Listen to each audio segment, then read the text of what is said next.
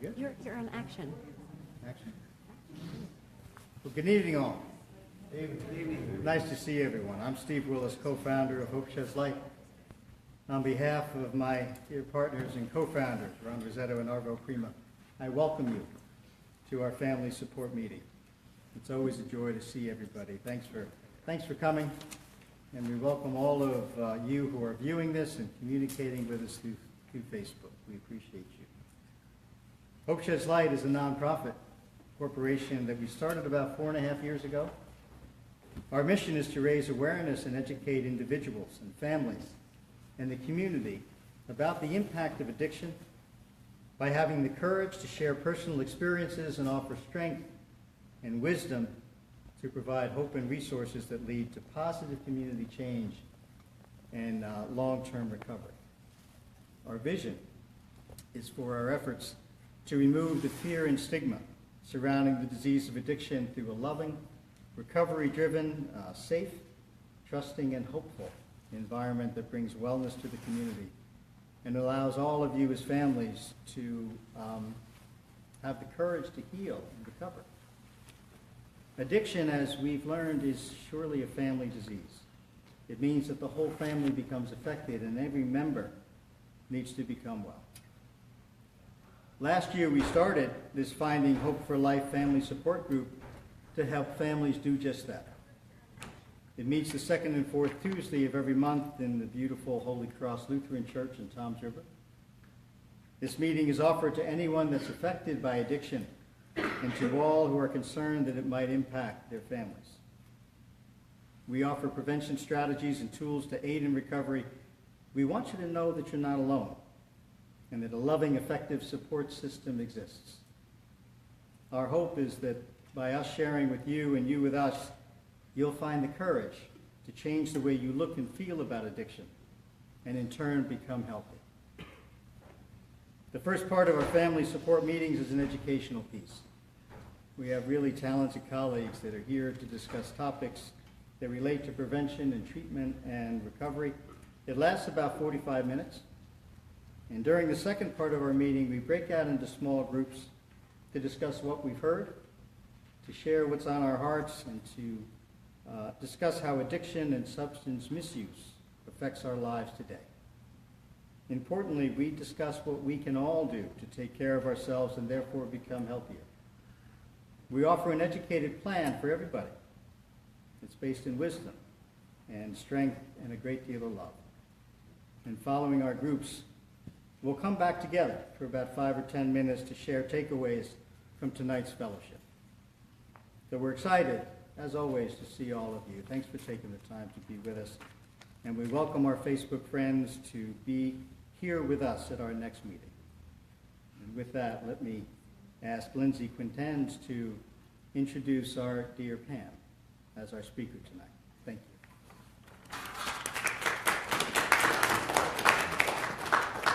Thank you, Steve. Before we get started, there are a few announcements I want to make. First, I want to welcome everyone for being here. Thank you so much for coming in. And those of you on Facebook, thank you for tuning in. And if you're watching this tomorrow, good morning. I just want to highlight some points. First, I want to wish everyone a happy holiday. The holidays are coming, and I want to wish everyone the happiest and warmest of holidays. And I hope that your holiday is filled with lots of love and laughter and loved ones around you.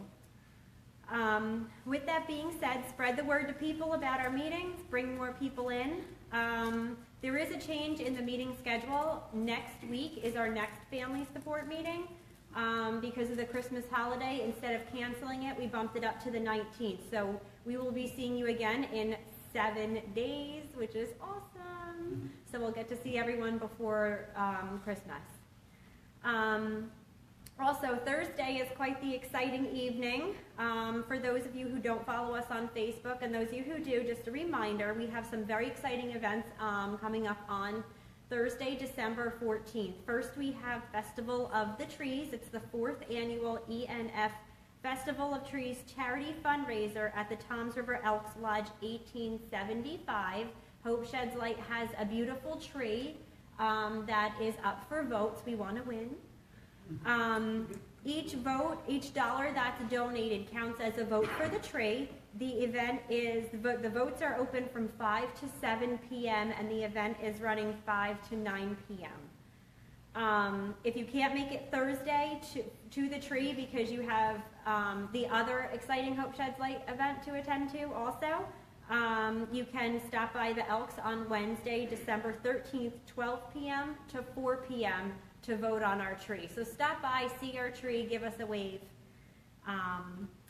So the next order of business is the Ask Film Festival screening. Hope Sheds Light and our partners at Prevention Links is hosting a winter screening and a Q&A of the film festival film Ask.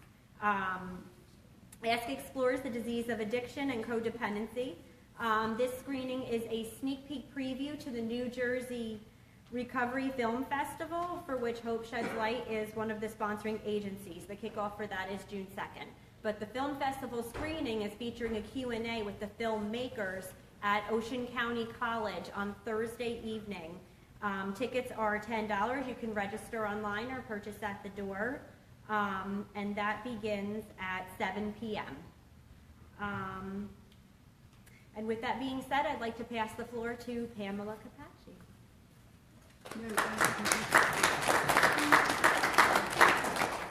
Good evening. This is my first time addressing the family meeting, so I'm kind of excited. Some of you may be expecting a young person in recovery. That's not me, in case you're wondering.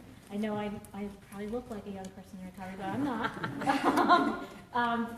However, Marielle did have an emergency, and she's a very dear friend of mine. It's really was very much a struggle for her to not be here. She goes all over the state all the time. She's very reliable. She had a family medical emergency, so I decided I would pop in her place and maybe give you a little bit of a sneak preview regarding the topic of codependency. Since the screening on Thursday, really that film that's being screened is a wonderful deep dive into the topic of codependency and basically how oftentimes codependency is just the opposite side of the coin of addiction, and generally they go hand in hand.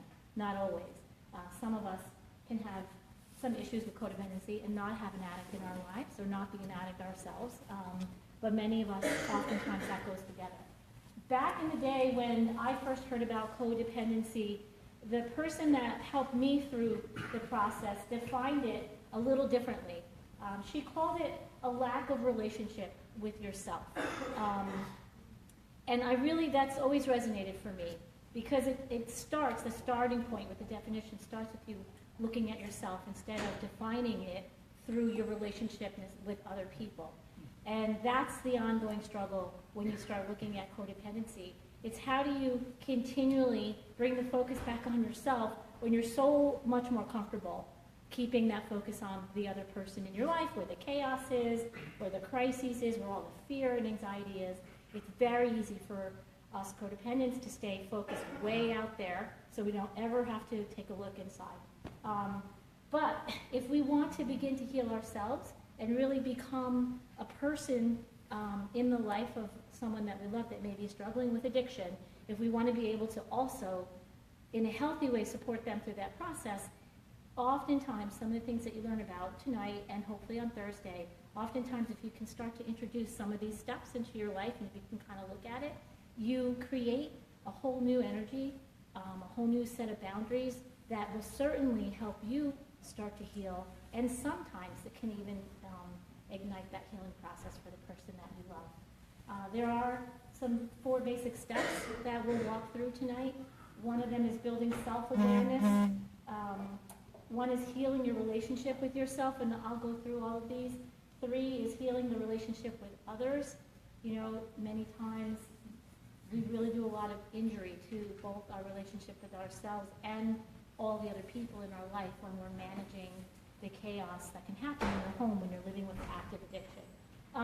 And then how do you explore your relationship with the broader world and bring in, a different perspective that takes you outside, again, of just your small little circle and start looking at things from a much bigger perspective.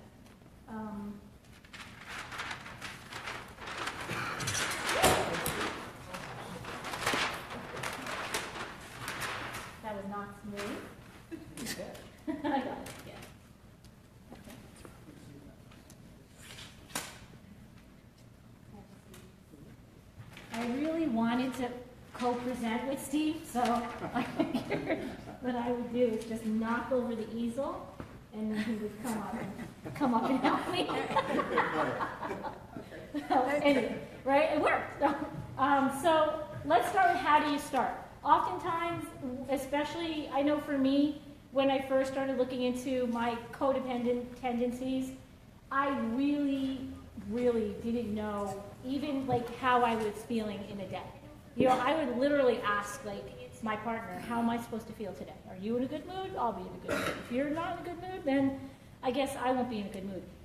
I was so detached and unaware of what was going on inside, I literally, you know, needed guidance on just how to get in touch with my feelings. So where do you start to understand how to get out of your head and get out of your thinking and negative thoughts and out of the projecting to the future and start to live a little bit in your body?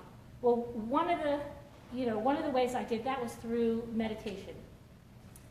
Initially, I couldn't meditate like quiet sitting meditation. I couldn't do it. I started martial arts specifically because somebody told me, you know, Tai Chi is like moving meditation. And I thought, well, I cannot sit still for 5 minutes. All the thoughts were racing in my brain, and I had, you know, a little bit of panic attack when things got quiet. So I figured, let me try moving meditation. So if sitting still quietly with your thoughts is like a nightmare thought to you, I would recommend that you walk, you know, take a walk without a Walkman or Walkman updates me, without music. I know. Because I'm back in my mind in the 90s when I started this journey. So, without music, without all of the other devices that we carry with us these days, just quietly take a walk. Do if you can, take a Tai Chi or Qigong class, something that gets you settled down and out of your head and start into your body. Because I want you to try something with me tonight. I don't know where I put my phone. Here it is. I want you to close your eyes for a minute, and I want you to just start to take some deep breaths in. Just work with me, because I want you to go a little bit on a journey. So take some deep breaths in, fill your stomach with air, close your eyes, get a little settled in your seat. And just imagine for a minute that you're outside, you don't have a coat on, it's really cold, it's snowing, you're in your socks, you have to just run out to your car because you forgot something. Feel what it feels like to be. Open the door, that gust of cold air.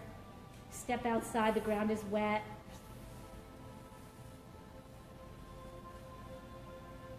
Race out to your car.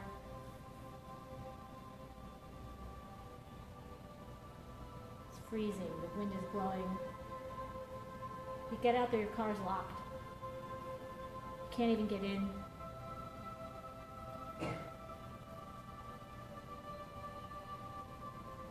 So you have to race back inside, but on your way back inside,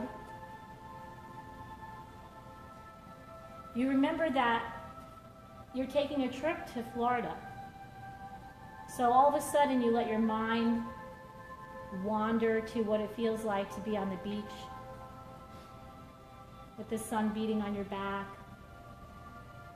The ocean waves are falling over your feet.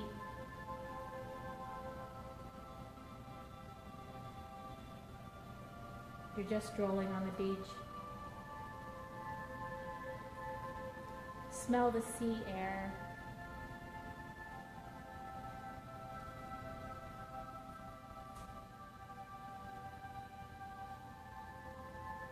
And relax.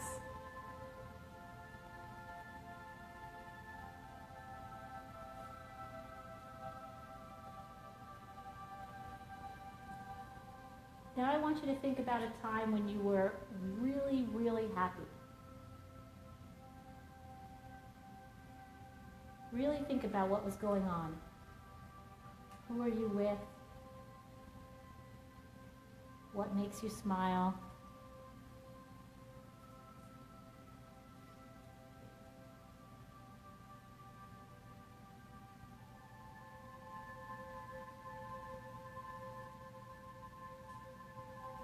remember the smells.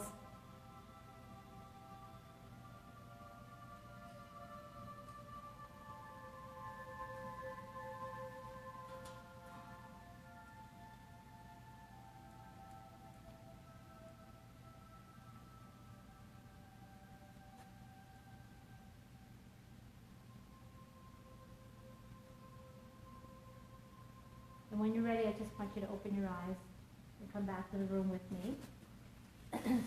I don't know if anyone wants to take a minute just to share how you felt through transitioning through those different moments, like when, where you felt it. I know the first time I started to meditate, what happened for me was I began to realize where I feel things like joy in my body.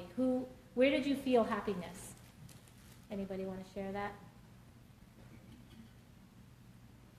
Mm-hmm. 2 years ago today when we got married. Mm-hmm.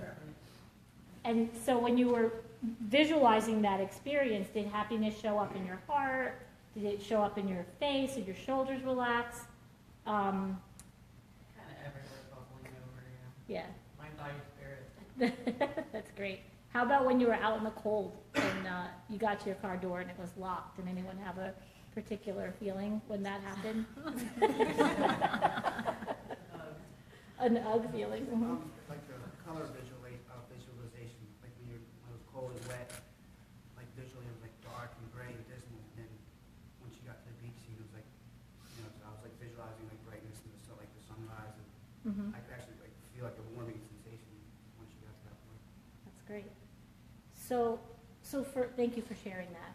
For so many of us, we spend so much time in our head fretting about the situations we're in, worried about the situations we're in, that we get disconnected from how our body is responding to everyday things that are going on for us. And one of the ways that we can start to reconnect and become self-aware again is to take the time to go within and to experience what your inner world feels like for you instead of, spending all that time in your head. So in Eastern philosophies, there's a thing called the 5 elements and the different seasons. So in winter, so it's a really good time. In winter, all of us go through seasons, and the winter season is the season to come within, and you can see that in nature. We just got through the letting go season of fall, and the leaves, started to drop from the trees, and you can see now that the trees in particular they're barren, their leaves are gone, they're barren, but they don't die, right? What's happening inside a tree right now is all the sap and everything is getting pulled within and down into the roots. And it's in there where, they start to kind of regain purpose and momentum and strength so that they can spring forward in the spring. So for us, it's a really perfect time of year to practice going within, drawing all of our resources down deep into what we call, our center or dantian, and allow yourself to start to think about, your internal resources, get in touch with them, and be getting prepared for new goals and new goal setting, which we'll talk about a little, as a way to become self-aware of your feelings, of your hopes, your desires, separate from the other things that are going on in your life, because you have to reconnect with that.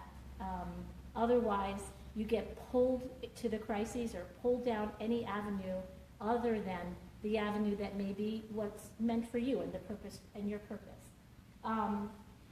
It's also another way to start to begin to heal your relationship with yourself.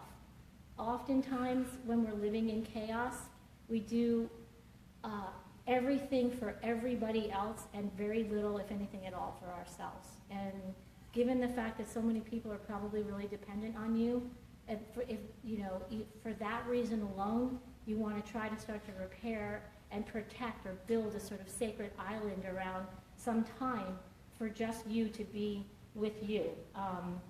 What you might discover during the meditation and during that time is that your mind could be full of a lot of negative self-talk. When you were sharing your experience about going to the beach and living in that moment, when you quiet down and you listen to your self-talk, our thoughts oftentimes drive our actions and our intentions. So if our thoughts are negative, then oftentimes what happens is our world becomes negative around us. So if we can quiet down and get in touch with some of the negative self-talk that we do and turn that off, and even change the tape or the message that we're giving ourselves, we can start to repair the relationship that we have with our own self while we're living in the midst of oftentimes some chaos. Be kind to you. I remember when I was going through this initially, I really had very little resources. I was on the verge of being a single mother, trying to maintain my home, trying to keep my kids from going through chaos. I had no money, so when people would say, "Oh, go to the spa or go get your nails done or your hair done," I'm like, "Well, I would if I could keep my lights on," So there were issues that prevented me from that. But honestly, there's always some way for you to be kind to yourself. I would like to journal. I would just get up a few minutes early and start to journal in the morning. I learned how to do like a little hand and foot massage. All of that stuff is free. So it's about caring enough about yourself to build in a little bit of time to take care of yourself before you start your day and at the end of your day. And you really can do that no matter what your financial situation is or no matter how chaotic things are in your house. And the message that you send to yourself then is that you do matter. And again, we're talking about building self-awareness and beginning to repair the relationship that we have ignored with ourselves. We have to also do these things in percentages. Was another sort of frustrating thing for me. Like, I'm not suggesting that you go and change the most difficult situation in your life. Like, don't start there. Start with something that's relatively easy, like getting up a few minutes early and giving yourself a hand and foot massage. It's building 5 minutes of time in your day for yourself instead of, like me, at one point I was working 3 jobs. Well, when did I have time for me? That was my excuse. I don't have time for me. I have to work 3 jobs. But you always have 5 minutes. And so, what I would say to you is start to just, at the easiest end of the continuum, the easiest place you can start, the simplest relationship that you can start with, just begin to make little changes along the way, and don't try to take on the whole big picture, because then you'll stop before you start. So that's just one of the suggestions I would make. Set a personal goal.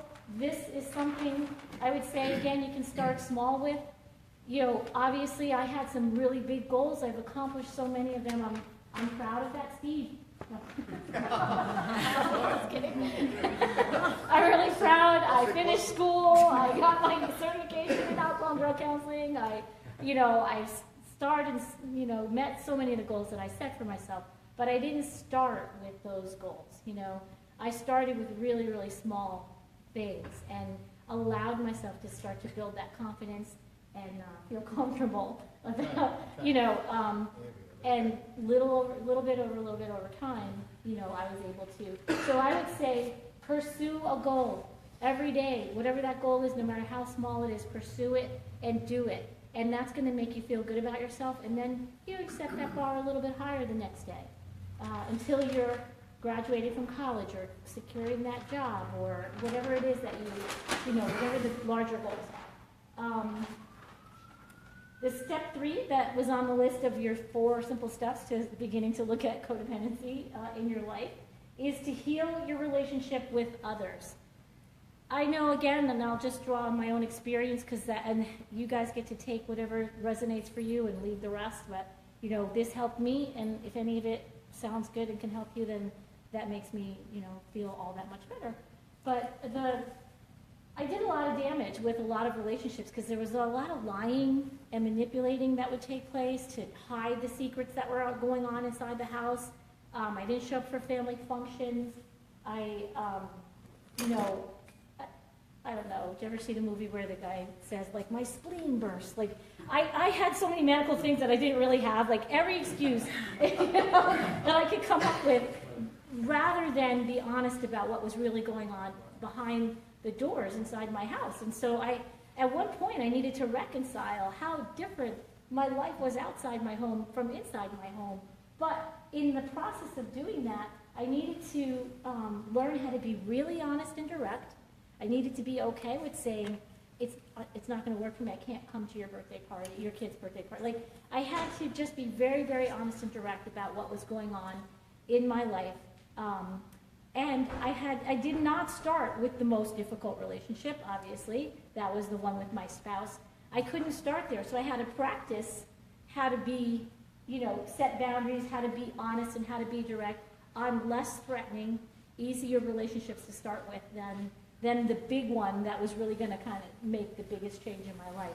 But it's the same skill, so if you're living in a situation where you want to address a certain issue with somebody, and it seems insurmountable, or that person really kind of holds the power in the home, start practicing that skill on a much less threatening, easier situation, and build your confidence, build your skills, just kind of like riding a bike, and then begin to look at, the more complicated relationship, and start with little small pieces within that relationship. Set little tiny boundaries and stick with them. And, and allow, once you start changing your behavior, it changes the dynamics of the whole relationship. So setting boundaries and saying no, making I statements, make it about, this is how I feel about this, not what are you doing. This is how I feel. So turn your comments into I statements. Try to set some boundaries and learn how to say no. In AA, take action and your feeling will follow. So basically, if you fake it till you make it is another way of saying that, just take the action and allow yourself to get comfortable in the new you that you're trying to become. And the feelings that match that action will follow. If you just fake it, until you make it. That was my favorite line for a really long time. So as I said, sometimes your action will follow what your intention is. But if you can't execute on your intention for many, many reasons, take the action, and then your intention will follow your action. So they work, they're interchangeable. Pretty soon, after a while, it won't be fake anymore. It'll really be who you are. And you'll really get skilled at setting those boundaries and learning how to say no, and feeling comfortable with taking those risks. Al-Anon has a similar sort of scenario, a similar saying, don't just do something, sit there, right? What they mean by that is not your job to fix everything. So allow a situation to unfold in front of you without feeling like I'm not going to say without feeling, because you're going to feel like you have to jump in and fix it. Allow the situation to unfold. Allow the feeling that's absolutely going to spring up, that it's your job to run in and fix it. Try to execute some self-control, and just let the situation unfold in front of you and see what happens. In Eastern philosophy, they call that don't rush the ripening. Why pick an apple before it's ready to be eaten? So if you jump in and try to fix or change the outcome of something, most often you're not able to do that anyway, right? We're not really in charge of any of that. And if you jump in too soon, you're rushing the ripening of that situation. You don't know what the outcome will be if you let go and let this thing unfold without you trying to come in and fix it. So those are two kind of slogans that really have a lot of meat behind them. They're if you really practice them. So I would say, and again, I always try to layer all of this with, don't practice it for the first time with something that's really critical to you, that you really might not be ready to let it unfold in front of you. You just might not have the strength or the skills yet to do that. So practice it with something a little more simple.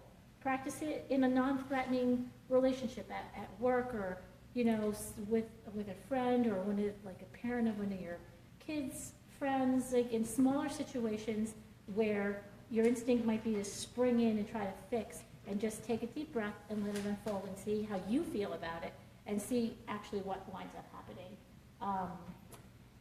Some of the ways that you can build the confidence and courage, again, I'm going to go back to finding your own separate interest from what's going on in front of you. Oftentimes when we're in relationships that, in particular, if a loved one is in the middle of an addiction or struggling with early recovery, it consumes us. I mean, there's just no time for anything else in our mind. So what I would suggest to you, again, I've already said the meditation, but I really would suggest that you find a simple hobby or interest. I don't even, it doesn't even matter if it's a TV show that comes on at a certain time that, that it starts at 8 and all of a sudden everything's blowing up around you and it's 5 to 8. Well, guess what? 8 o'clock's your TV show time. And that, and that's what you should wind up going and doing for yourself. So find an interest or a hobby, ask for help, remove, one of the things you can do here, if you really can't stay quiet and not rush the ripening, go out.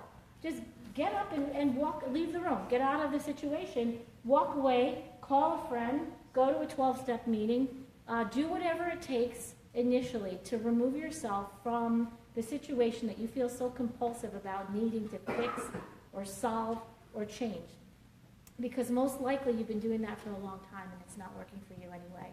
And so you're losing the relationship with yourself, you're doing a lot of damage, and you're not fixing the problem. So, you get to change it up and try something a little different.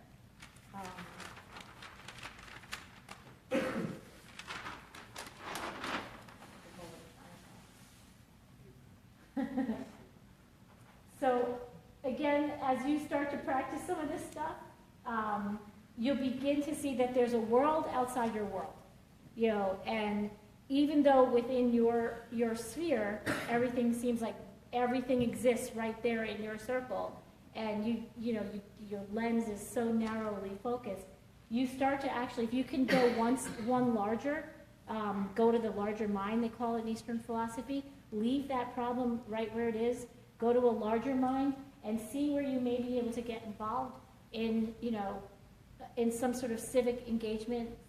That's why oftentimes, that 12th step, if you follow the 12 steps in recovery, that 12th step about giving back helps remind you that the world is a whole lot bigger than you. And, it's important to care about yourself, but it's also important to understand where you fit in the bigger picture of life. So it can be very healing to go spend an afternoon serving lunch at a homeless shelter or a soup kitchen and sit down with some people and listen to their stories and what they have to say. And it can really give you some perspective on what it is that where you are versus where everyone else is in the world. And it allows you to leave, you can connect on a human level, it allows you to leave your troubles where they are for a little bit and go over and just, start to give. And you'll start to see that when you give, you receive, right? So if you're giving, you're also getting back. And I feel, for me anyway, when I started to practice going out, and that's what I used to do, is just go to a homeless shelter and I love to cook, so that eventually I made myself into the kitchen there. I got, so I wasn't just serving, I was making the spaghetti dinners and interacting with families and hearing how they became homeless and where, and realizing that there's really, there, but for the grace of God, there really was very little difference between me and the people that, I was working side by side with.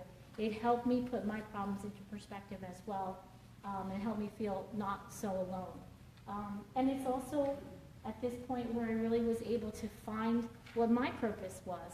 That's when I went back to school. That's when I started to pursue a career in human services and realized that for me that was what my niche was. And it gave me something to focus on. It took me, I probably broke the Guinness Book of World Records on how long it took a person to get through college.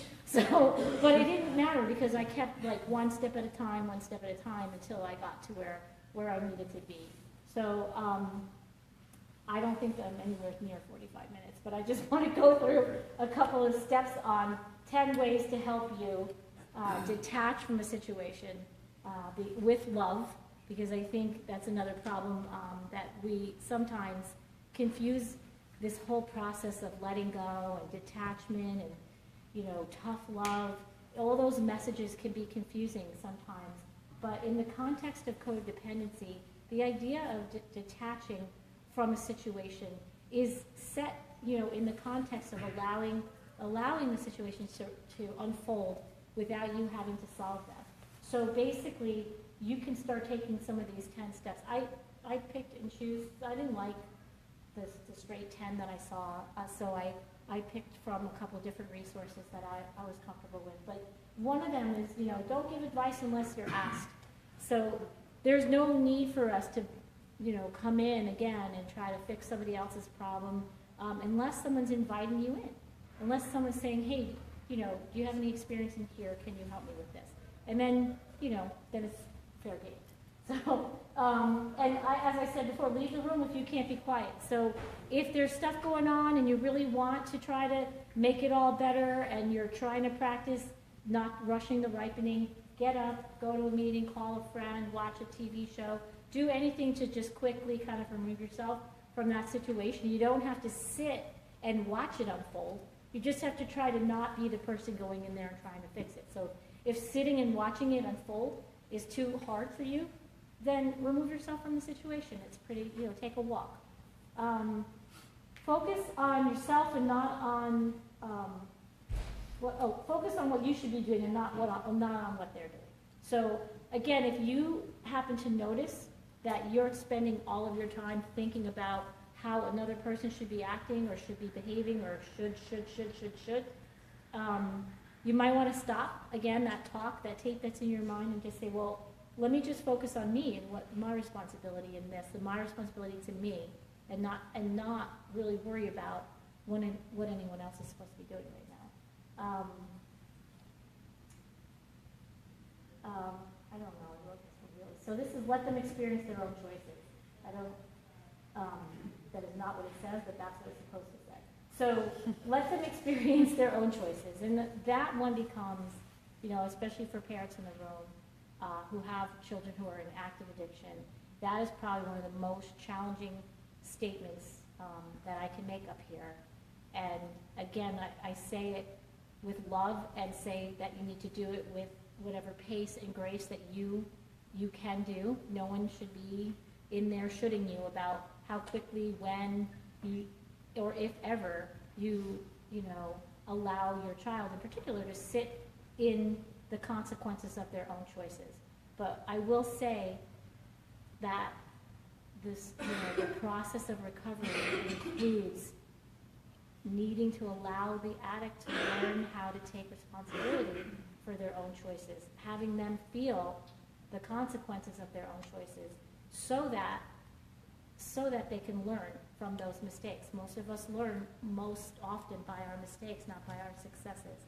And the more we shield them, and I understand the stakes are high, the more we shield them, the longer oftentimes we prevent them from learning the lesson that they need to learn within that situation. So we kind of prolong what we're trying to prevent. We wind up prolonging it.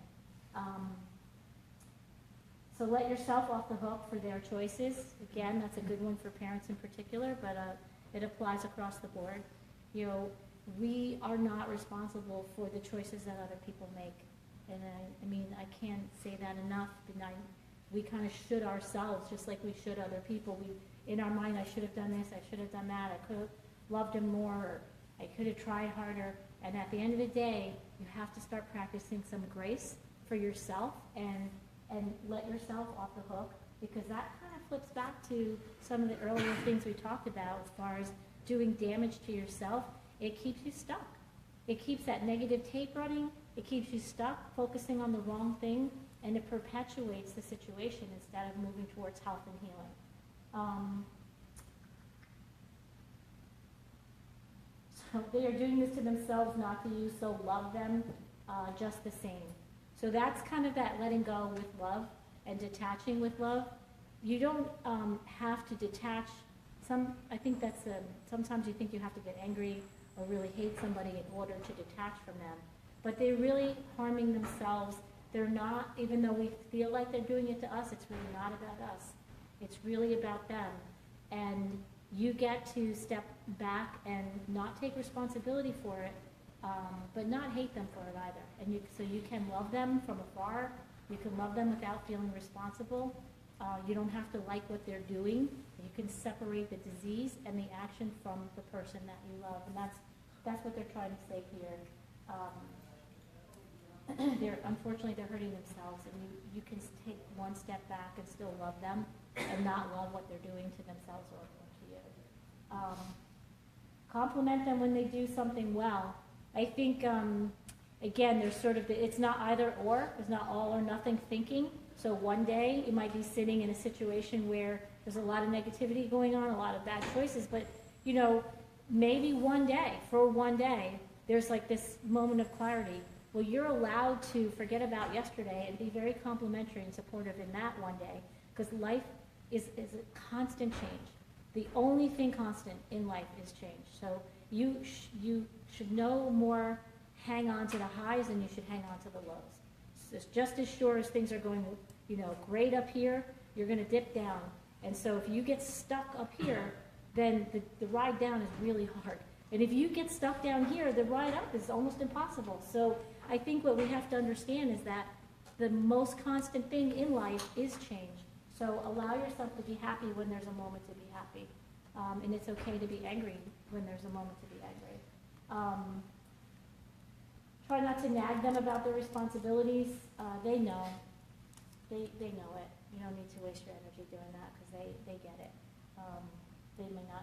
They have their own journey with their own relationship with their drugs and their own sort of codependent nature where that's concerned, and they get it. Try to take care of yourself first. Even if you're hell-bent on sticking it out and thinking, I'm going to stay in this relationship, and I'm never going to draw a boundary, I'm never going to do anything that she suggested I do tonight, you still have to take care of yourself, because even in that scenario, even more so in that scenario, you're it. Like if you fall apart, it falls apart, right? So, and maybe in that journey of starting to take care of yourself, you'll begin to like what it feels like to do a little self-care and self-nurturing, and you'll feel a little healthier, and maybe those boundaries will start to emerge all by themselves. And I think I already said number 10, and that is uncertainty is reality, and we have to learn how to embrace it. And really the message there is try not to get stuck on the highs or the lows. Try to just be down for the ride, because that's just a given. We're going to go through the ups and downs our whole life. So,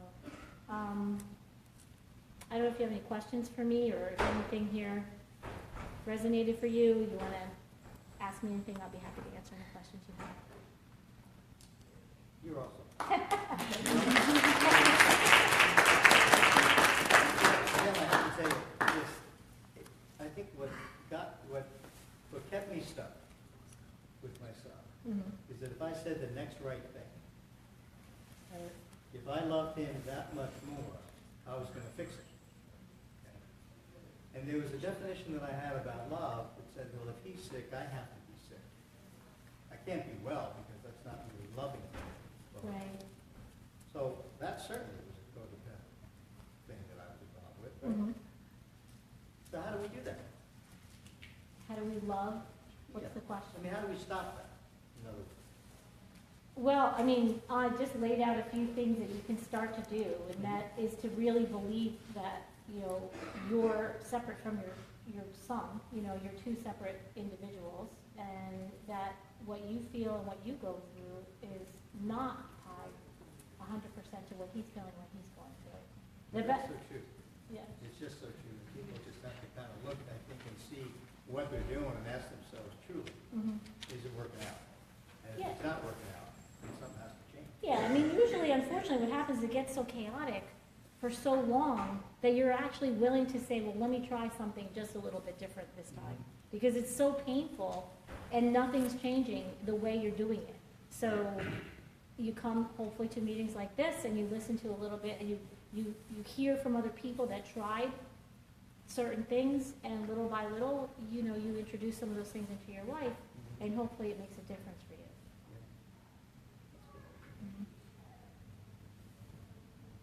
Go ahead. I was gonna say, I'm asking just as a joke, what do you say to the mom or the dad or the spouse of, or the adult child? But if he might die, but if I don't do that, if I don't keep my hand in, if I'm not, because we get, we have some experience, but what do you keep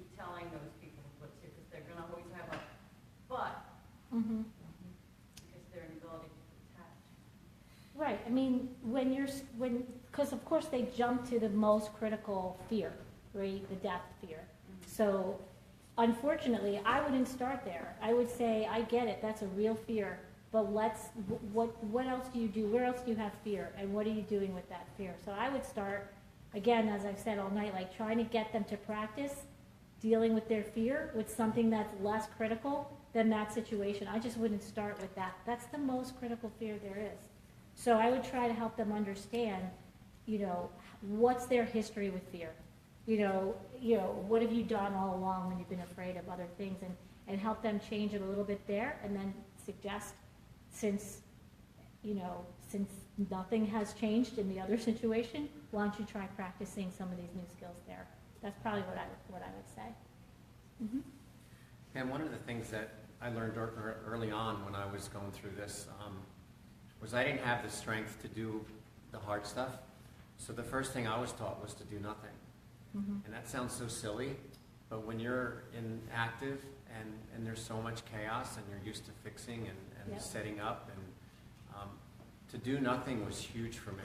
And that meant maybe not picking up the call, maybe not, Right. Having the answer, maybe not saying yes or no, just doing nothing. And like you said, things change every single day. And what I learned was, as bad as it was that minute, in the next day it was different already. Right. So, that was a big thing for me. But you have to have the courage to do it, and then have the courage to be okay with regardless of what happens with it. And I think Right. that's where the inner strength starts to come, because of the support group I had and the people that I was able to talk to about it. Even though I didn't have the strength to do it alone, by talking to them, it just gave me the confidence to at least try it, Right. as uncomfortable as it was. I think that, that's what I was saying about don't rush that ripening, right? Just sitting and not reacting is the hardest thing to do. And I'm always cautious, because I know how many times, without getting too personal, how many times I with my sisters and whoever, oh, you need to leave this relationship, it's so not good for you. And I would get, their courage, not my courage. And I would pack a bag and go, and I was back. It wasn't until I was ready. So I really want to make sure that you're hearing that everybody does this at their own pace. I'm just suggesting that you try it somewhere at some level in your life. And that's a perfect, real life example of how to introduce some of this into your life, and then it builds on itself. It really, really does build on itself. But it has to come, the waves of anxiety that hit me the first time that I actually didn't run back were overwhelming, but I was ready to handle them. So it was on my time that I had to make sure that I was doing it at my pace, and I needed support. I really needed support.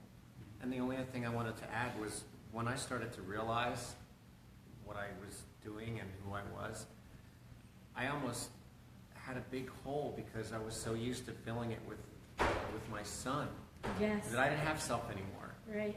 So that was a whole nother learning thing, that, if I didn't have his chaos in my life, I didn't have a purpose. That's how sick I got. Well, and that was step 2 here, right? That was, rediscovering or finding or healing the relationship with yourself, because for me, the definition of codependency is a lack of relationship with yourself. So when chaos, I loved chaos. I was alive in chaos. I knew how to handle crises like it was my job, but I didn't know how to handle stillness. Don't ask me to settle down and be quiet and just live in myself.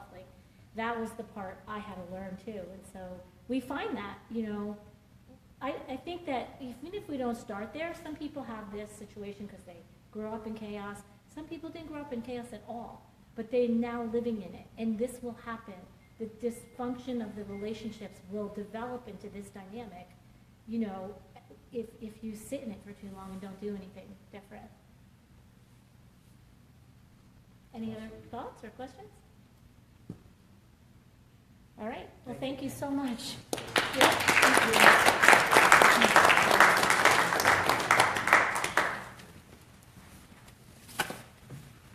Thank you very much, Pam.